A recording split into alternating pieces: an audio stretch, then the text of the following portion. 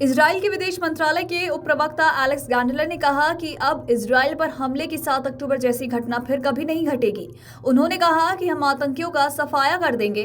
उन्होंने ईरान पर इजराइल के खिलाफ प्रॉक्सी लड़ाई लड़ने का आरोप भी लगाया और कहा कि ईरान इजराइल को अस्थिर करने की कोशिश कर रहा है, लेकिन हमारी सेना बहुत मजबूत है और अभी हम काफी मजबूत स्थिति में हैं।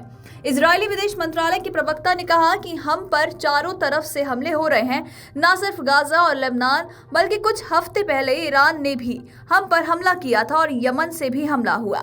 हम इसे इजराइल पर 7 मोर्चों से हमला मानते हैं, लेकिन अभी इजराइल सेना मजबूत स्थिति में है और हम किसी भी हमले का मुंहतोड़ जवाब देने में सक्षम भी हैं। आपको बता दें कि उन्होंने कहा कि पूरी दुनिया जानती है कि क्या हालात है। ईरान इजराइल पर रॉकेट्स और अपने द्वारा पाले गए आतंकी संगठनों की मदद से हम पर हमले कर रहा है। इससे बीते 1 साल से लड़ाई चल रही है। ऐसा नहीं है कि सिर्फ हम पर हमला हो रहा है, बल्कि समुद्र में हूती विद्रोहियों पर भी हमला कर रहे हैं। कई ताकतें हैं जो इजराइल को निशाना बना रही हैं और इनके पीछे ईरान है। आपको बता दें कि इजरायली विदेश मंत्रालय के उप प्रवक्ता ने इजराइल पर हमास के हमले का 1 साल पूरा होने पर कहा कि हमारा संदेश साफ है कि हम हर आतंकी का सफाया करेंगे। 7 अक्टूबर की घटना इजराइल में दोबारा कभी नहीं होगी। ये हमारे लिए एक बड़ी सीख है।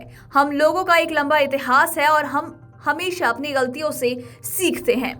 2 देश समझौते पर उन्होंने कहा कि पहले हम अपने रणनीतिक लक्ष्यों को हासिल करेंगे और उसके बाद ही शांति से बात हो पाएगी।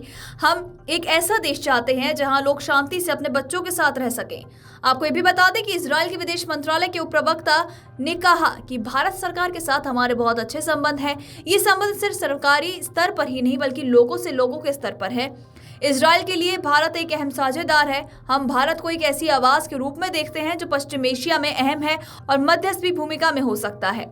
एलेक्स ने बातचीत के दौरान कहा कि कई मध्यस्थ हैं जो बोल रहे हैं कि ईरान के साथ क्या करना चाहिए और क्या नहीं करना चाहिए।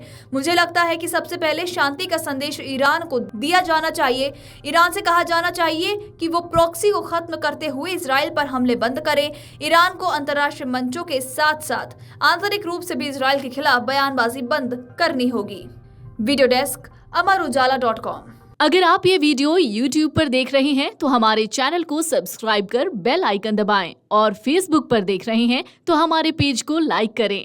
8 मिलियन प्लस सब्सक्राइबर, आपके इस भरोसे के लिए बहुत धन्यवाद। अगर आप ये वीडियो YouTube पर देख रहे हैं तो हमारे चैनल को सब्सक्राइब कर बेल आइकन दबाएं और Facebook पर देख रहे हैं तो हमारे पेज को लाइक करें। 8 मिलियन प्लस सब्सक्राइबर, आपके इस भरोसे के लिए बहुत धन्यवाद।